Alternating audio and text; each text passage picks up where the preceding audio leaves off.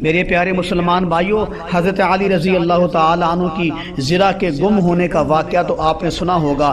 آج ایک مرتبہ پھر سن لیجئے اور اپنے ایمان کو تازہ کر لیجئے۔ توجہ فرمائیں، ایک دفعہ کا ذکر ہے، حضرت علی رضی اللہ تعالیٰ عنہ کی زرہ اونٹ سے گری اور گم ہو گئی۔ وقت گزر گیا، پھر ایک مرتبہ علی رضی اللہ عنہ نے ایک یہودی کو وہی زرہ فروخت کرتے دیکھا تو علی رضی اللہ عنہ نے اپنی گمشدہ زرہ کو پہچان لیا، فرمایا یہ زرہ میری ہے۔ یہودی نے کہا یہ زرہ میری ہے، دلیل اس کی یہ ہے کہ یہ میرے پاس ہے، اگر آپ کی ہوتی تو آپ کے پاس ہوتی۔ اس پر علی رضی اللہ عنہ نے فرمایا چلو مسلمانوں کے قاضی کے پاس چل کر اس کا فیصلہ کروا لیتے ہیں۔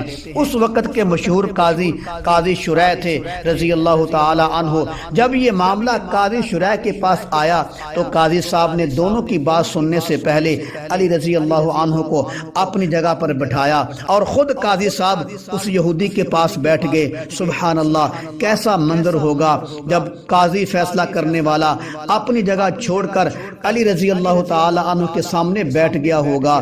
سبحان اللہ، اس وقت حضرت علی رضی اللہ عنہ نے اس کی وضاحت کرتے ہوئے فرمایا اگر میرا فریق ثانی مسلمان ہوتا تو میں اس مجلس میں اس کے ساتھ بیٹھتا، لیکن میں نے اللہ کے نبی سے سنا ہے، نبی علیہ السلام نے فرمایا ہے کہ ان لوگوں کو حقیر اور ذلیل قرار دو جیسا کہ اللہ نے ان کو حقیر قرار دیا ہے۔ پھر علی رضی اللہ تعالیٰ عنہ قاضی شریح سے مخاطب ہوئے اور فرمایا میرا اس غیر مسلم کے درمیان ایک زرہ کے مسئلے پر فیصلہ فرما دیں۔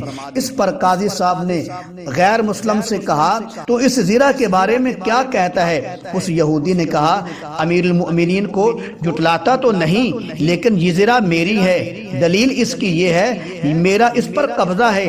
اس کے بعد قاضی صاحب نے حضرت علی رضی اللہ عنہ سے شہادت طلب کی تو آپ نے اپنے بیٹے اور غلام قمبر کی شہادت پیش کی اور فرمایا میرے یہ دو گواہ ہیں کہ زرہ میری ہے۔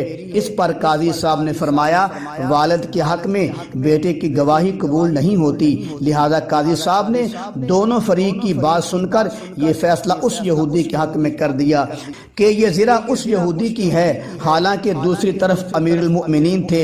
یہ ہوتا ہے انصاف۔ اب انصاف کی برکت دیکھیں، یہودی نے اسلامی قانون کے مطابق خلیفہ وقت کے خلاف فیصلہ ہوتے ہوئے دیکھ کر اتنا متاثر ہوا کہ اسلام قبول کر لیا۔